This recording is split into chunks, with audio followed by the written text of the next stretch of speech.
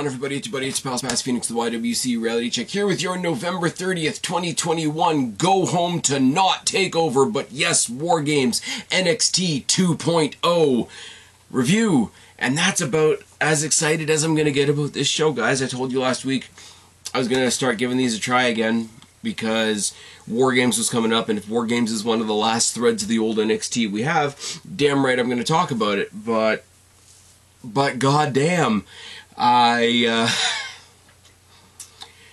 somebody who used to, and I hate to keep going over this same material, but like, as somebody who, once I dug my teeth into NXT and decided that NXT was my brand, old NXT, obviously, and made it the flagpole of this channel for a long time was the NXT reviews. That's why all the housekeeping, all the announcements got made during the NXT review, because anything else that happened during the week was just something extra. If I was doing a review, if I was doing a preview, if I was doing a special collab with Jake or Guapo, if I was doing Flicks Fix with Kristen, that was all, I don't want to say secondary, but that was all up in the air whether it was going to happen or not. NXT was the prime, it was the prime central thing on this channel, and it was a lot more fun, A, when it was good NXT, and B, I'm sorry, I know this puts me on an island, but it was fun. Like, we lost, cool, whatever. We lost the Wednesday Night War, but the Wednesday Night War was still fun. Like, the gamesmanship of it, like grabbing a Coke when you know your buddy at the other end of the table is grabbing a Pepsi. Like, there was that, combined with the fact that it was good NXT, and this is, I find it very hard. I find it very hard to care. I've said very recently about AEW, and finally got to touch base with our good friend Jake DeMarco, and we traded some thoughts on AEW, because he made the comment, hey, I guess you're more of an AEW guy now, and I made the comment that AEW has expanded its extremes with me. There used to be, I'd watch AEW, because, let's be real, when the Wednesday Night War was going on, I would watch NXT, I would record this, I would talk to you guys, and then while the video was processing, I would go back and watch AEW Dynamite. So it was very much I wasn't watching in the background, I was watching the show, but it was a multitasking thing, and, you know, there was stuff I liked, there was stuff I didn't like, and it was fine. Now that I sink my teeth more into AEW, and yes, AEW is doing a lot of good shit right now, the extremes have expanded. There's nothing that I really middle on. There's stuff in there that I absolutely love, and there's stuff in there that I absolutely can't stand. Cody Rhodes, I'm looking at you. I don't have any extremes for NXT. Everything is sort of a meh in the middle type of thing. Now, I will say, they pulled a rampage. They started off the night with the best thing on the show, which was the women's War Games advantage ladder match. I think that's what they say. Basically, it's who gets the numbers advantage in the War Games match, and it's always decided by a ladder match. Now, again, leaning to our good friend Jake DeMarco, I think he and I had a discussion about this either last War Games or the War Games before that. I love this concept in that it doesn't make sense in some ways, because a ladder match is no DQ, so how is it that both teams don't just pile in and make it a big clusterfuck? I get that.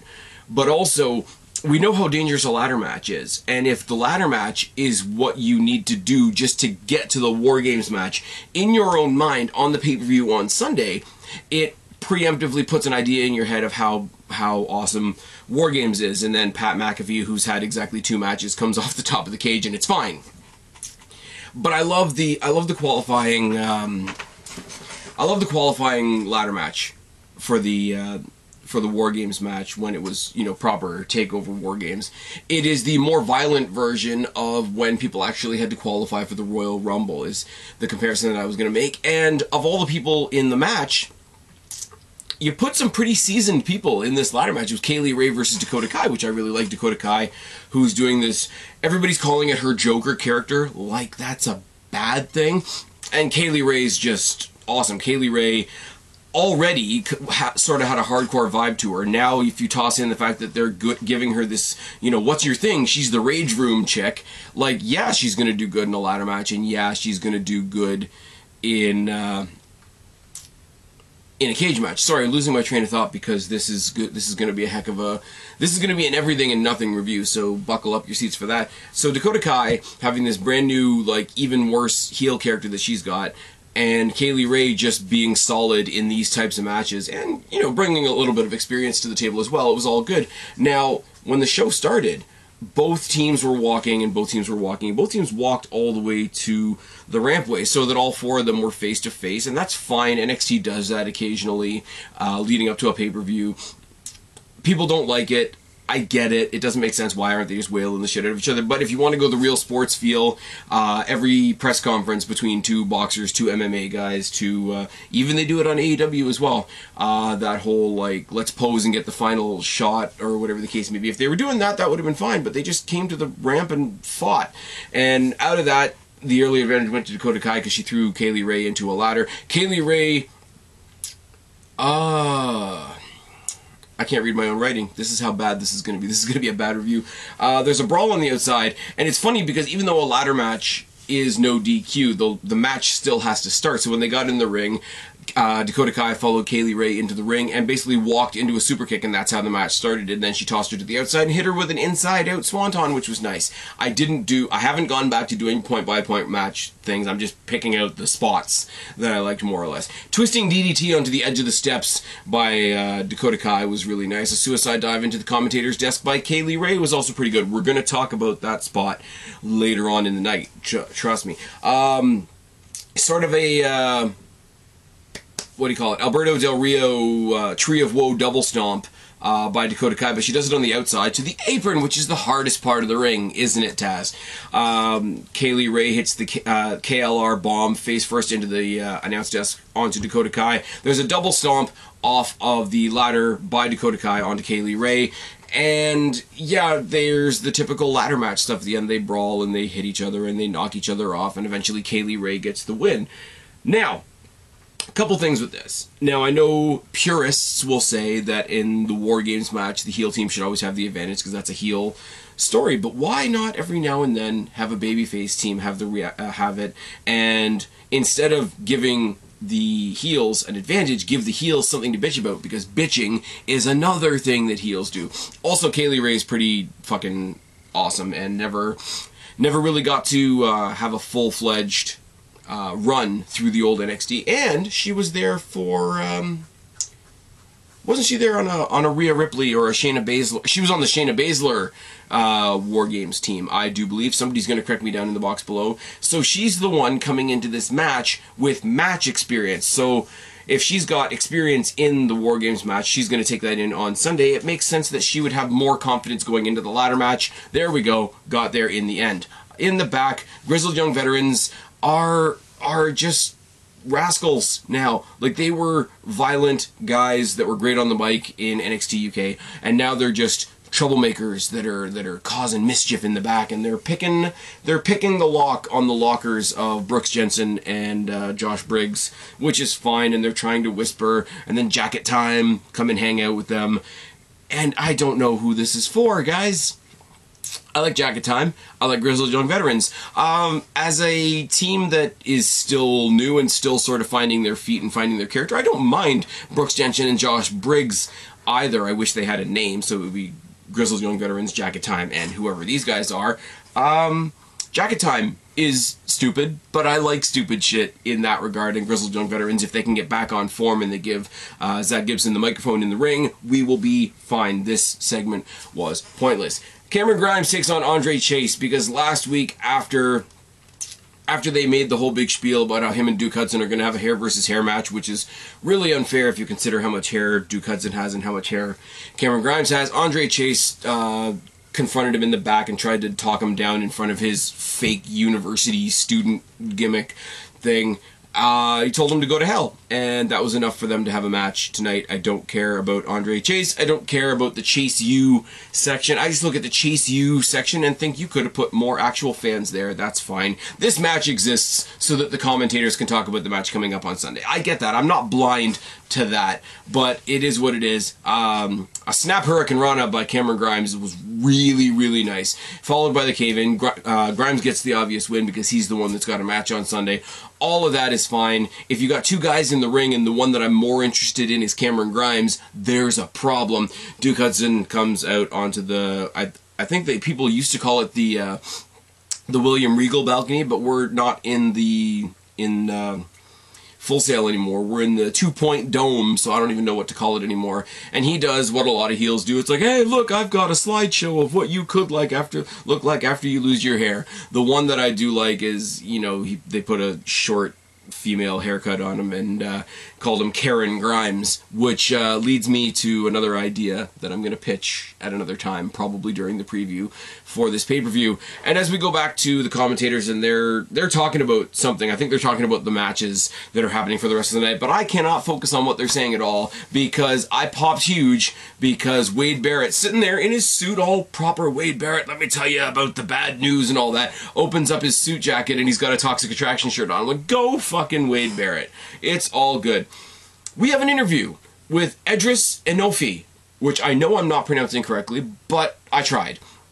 And I don't know how much of this is this kid's real life. I don't want to say kid because that sounds really derogatory, but this guy's life, he's talking about, you know, troublesome as a kid, and then he joined the military services, which obviously I'm not going to make fun of, but, you know, everywhere I went, whether it was school, whether it was the streets, whether it was the military, people told me to not expect very much and put me down, and nobody had any hope for me, and da-da-da. And it's every babyface promo of every new babyface character that has existed. Now, the parts of it that are true, the parts of it that are real, I'm not making fun of the guy's story, but you never know how much of it is true. And obviously, if he's gone and he's done the military thing, you know, good for him for serving his country and all that kind of thing. Don't want to take away from that, but it's every here's a new babyface promo that there's ever been in NXT, in WWE, in AEW, in Impact. It's every I had it hard the whole way, but I'm gonna show them all wrong, dadgummit. He has a match later on tonight with Solo Sikoa. It's fine. Team 2.0 come out, and I love this. This I actually do love, because we've sort of hinted at it. It's the old school guys versus the new school guys, but they've sort of canonized it on this show. It's Team 2.0 versus Team Black and Gold. I do love that. I do love that they're at least acknowledging the old, good NXT. They come out, because it's already been announced that the representative for the War Games Advantage ladder match for the men is going to be Johnny Gargano for Team Black and Gold, and they brought out Team 2.0 to make that announcement, and they also cut a promo that was super cut and paste and super, like, don't get me wrong, I like Carmelo Hayes. I like Tony D'Angelo. I like, Grayson Waller, whatever. We don't know what he's doing this week.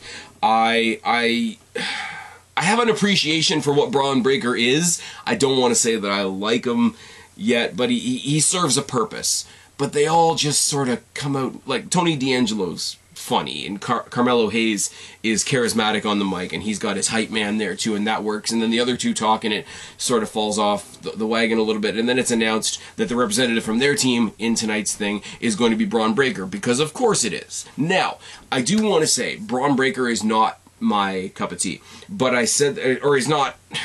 I want not even to say he's not my cup of tea, because I don't dislike the guy. I mean, I like, you know, come out to the ring, show me what you can do. I can see you're getting better every week, rah.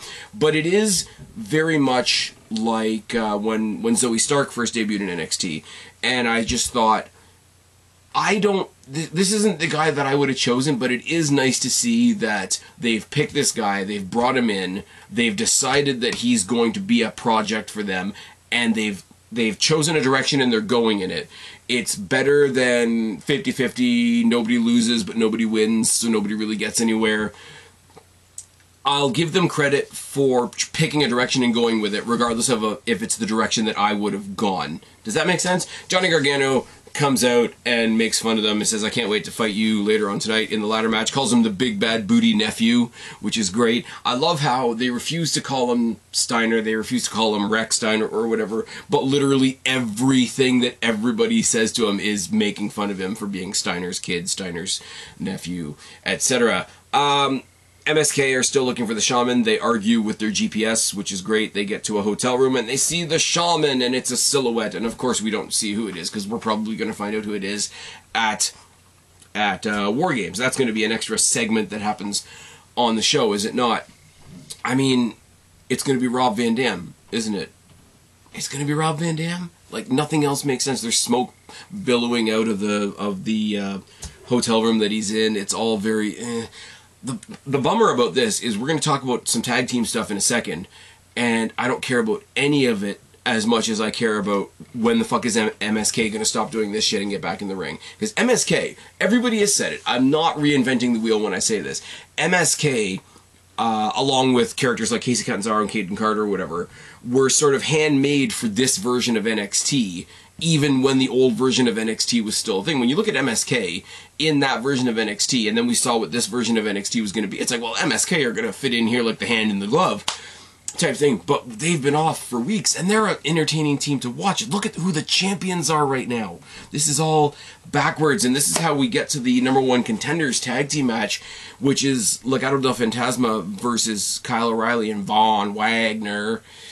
I have nothing to say about this match. You know what I have to say about this match? I like the Legado del Fantasma t-shirt that's like NWO, or I guess LWO style that they have. That's pretty cool. Von Wagner sticks out like a sore thumb because the other two members of Legado del Fantasma and Kyle O'Reilly are putting on an old school NXT type match, and then they tag in Von Wagner and he just lurches around for a bit. And I get that that's me being super critical, but I don't care. None of this works.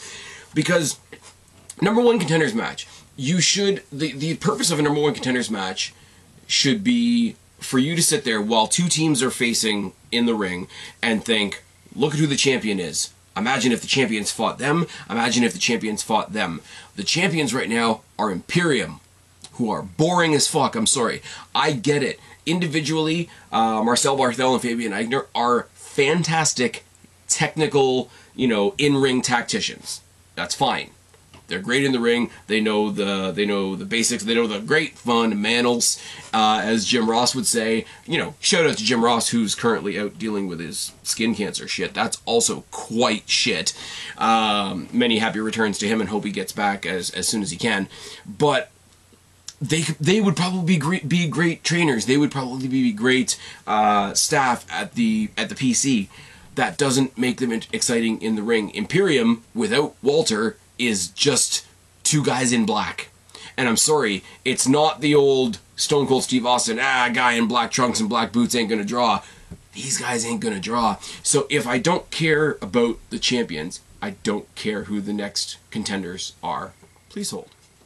Gotta love technology. Now, where was I? Yes, I don't care about the #1 contenders match because I don't care about the champions. And here's the other thing too. Legado del Fantasma are a fantastic team. Santos Escobar going off to do his own, not going off to do his own thing, but will have singles matches. These guys will have tag team matches. And I would love for them to be the #1 contenders for the tag team championships, but I would love for them to be going up against champions that I could be excited about the match with.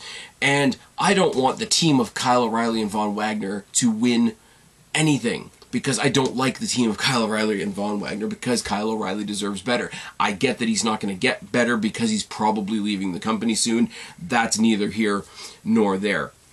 Kyle O'Reilly and Von Wagner versus Imperium just makes me sad for Kyle O'Reilly. And Legado versus Imperium, unless I've got some kind of guarantee in my head that Legado are going to win, doesn't make me feel any good about anything either. Now, if I could believe that we're going to have a 2-minute match, Legado's going to squash Imperium, and MSK are going to return the same night, and they're going to have a proper match for the tag team titles, yes, but we don't get that. We don't get nice things because Zion Quinn came in and he, took out his issues with Legado del Fantasma, and in the process takes away all of Santos Escobar's help, and eventually, down the line, Kyle and Von Wagner get the win, which means I'm getting the very worst possible scenario of all of these things, which is Kyle O'Reilly's going to get squashed on his way out, Von Wagner's going to be on a pay-per-view that he doesn't belong on, and Imperium are going to be on my TV screen. Nobody wins. Absolutely nobody wins in this case scenario. And the one team that I actually do want to see is chasing the Shaman and getting stoned and such. You could throw anybody else in here. Briggs and Jensen in there. Throw Grizzled Young Veterans in there. Throw Jacket Time in there. Jacket Time are fun. Throw the guys from Diamond Mine in there. That'd be a good thing. Like, anything.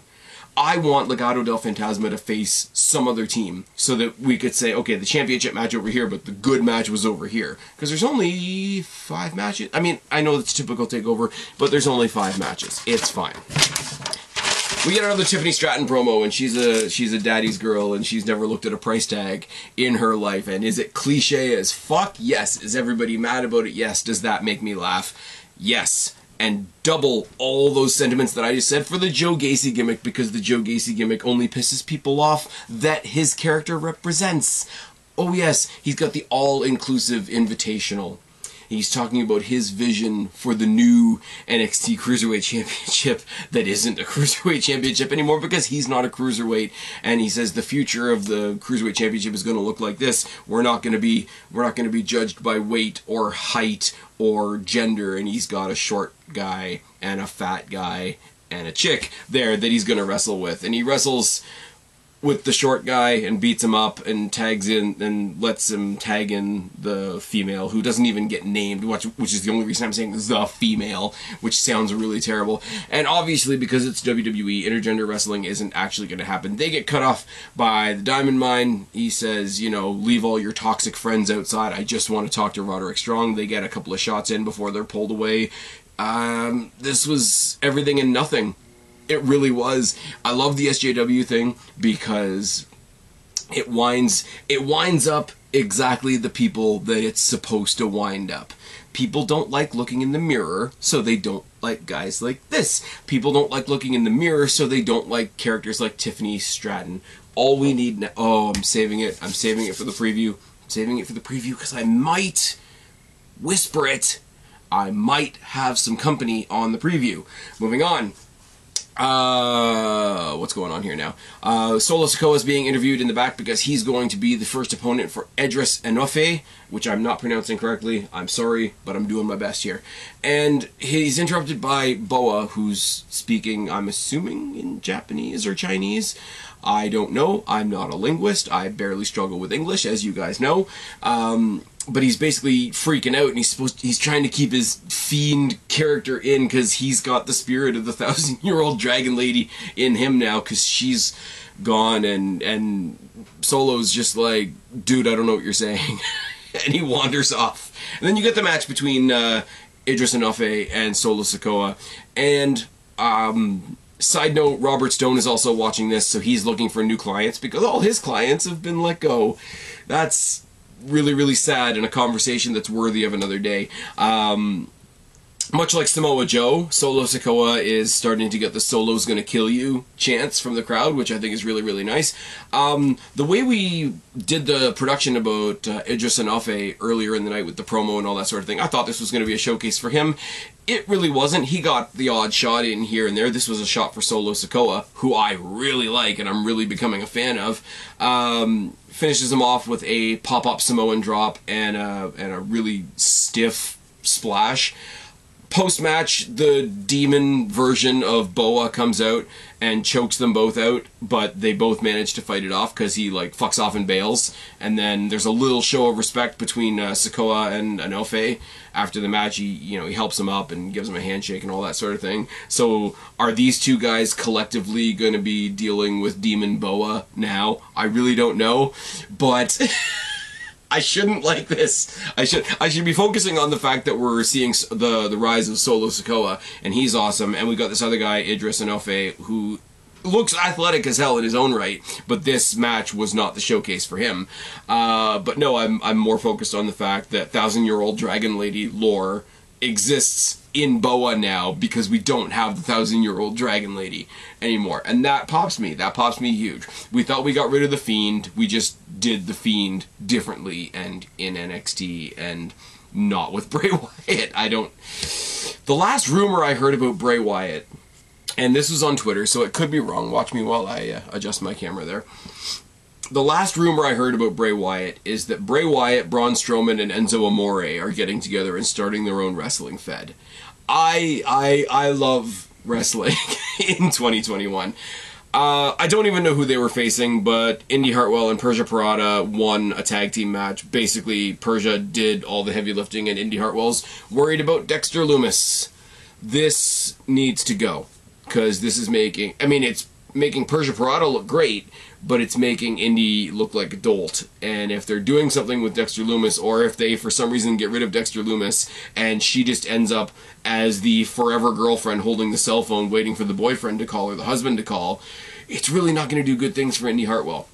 Literally last week, I said it was really kind of cool that you had the Candice LeRae, Indy Hartwell partnership that was going on, where Indy Hartwell was sort of the student at the teacher's feet type thing, and now with Candice LeRae gone to go have a baby, happy for them, happy for the Garganos, that's all good.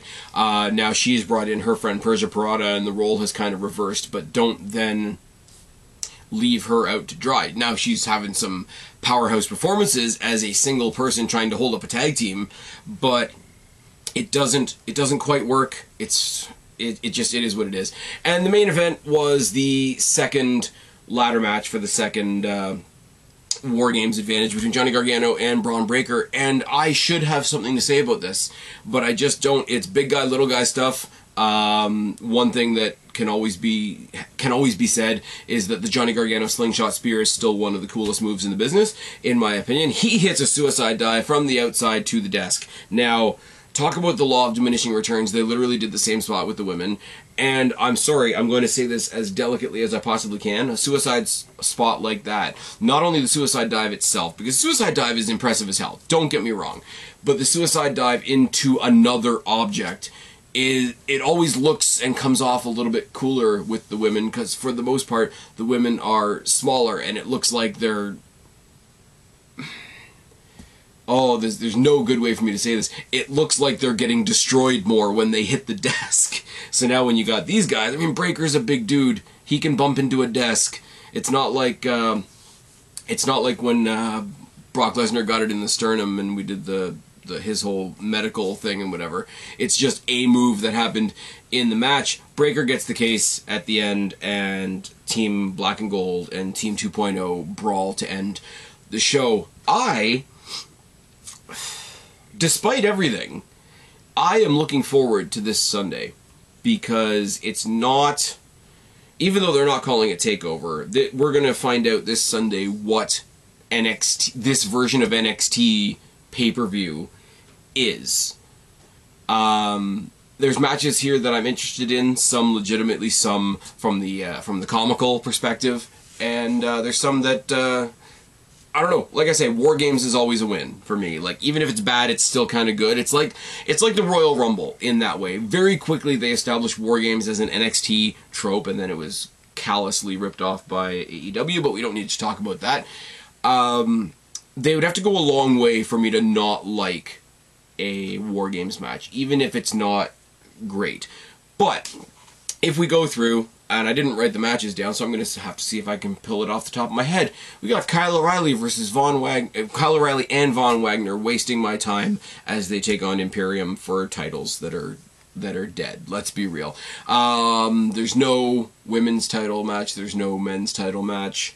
There's no women's tag team title match, because all of those matches are involved, or sorry, all those titles are involved in the War Games matches themselves. We've got Duke Hudson and Cameron Grimes having the hair versus hair match, and if Cameron Grimes gets his head shaved, I'm going to laugh my ass off, but I don't think it's going to happen. You're going to get the guy that's already got short hair getting even shorter hair, and it's going to be very anticlimactic, but we'll see. Cameron Grimes is doing some good shit recently. Like I say, the Snap Rana tonight got my attention. Out of everything in that whole match, that got my attention. You've got the guy that's not a cruiserweight going for the Cruiserweight Championship, because that's what SJWs do, which is fine. We've got Dakota Kai and Toxic Attraction taking on, let me see, I think Zoe Stark is going to be like in their corner, but Io Shirai, Raquel Gonzalez, Kaylee Ray, and Cora Jade. Kind of cool that they're giving Cora Jade a spotlight, seeing as she sort of came up out of nowhere. Also, really fun to mention that when Cora Jade and Gigi Dolan originally debuted in NXT, technically it wasn't in NXT because the Dusty Classic matches were happening on 205 Live, which made no sense. They were a tag team, and now they're on opposite sides of a War Games match. You know, it's a rags to multicolored rags story. And what I'm assuming is going to be the main event by the way that they're marketing it now, Team 2.0 versus Team Black and Gold, so you know who's going to win.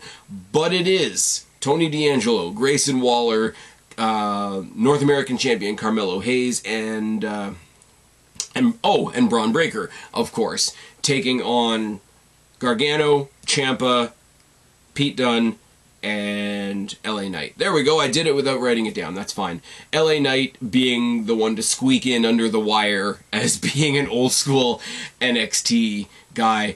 I said it about Kyle O'Reilly, but Johnny Gargano, the rumors have said he's all but out the door as well. He signed a 5-day extension so that he could be part of this pay-per-view and the following week's NXT. So if that is the case, if Gargano's leaving, at the very least, DIY get to do something together one more time before he leaves. That's kind of a cool thing. Now, that doesn't help the story, that doesn't help the kayfabe at all, but in the real-life portion of things, I think that is a nice thing that they can take away. He's getting a far better trip out the door than Kyle O'Reilly is. And Kyle O'Reilly's probably going to join Fish and Cole, and they're going to do some elite stuff. That's fine. If DIY go to AEW, then we're more fucked than we already are. This has been my very half-ass, unenthusiastic review of the NXT Go Home show for Don't Call It Takeover War Games. I've been Spaz, your YWC Reality Check. Subscribe up there, talk down there, start a conversation, keep all these conversations going. Don't be a stranger. I will talk to each and every last one of you later, but for right now, I'm tagging out. Bye, guys.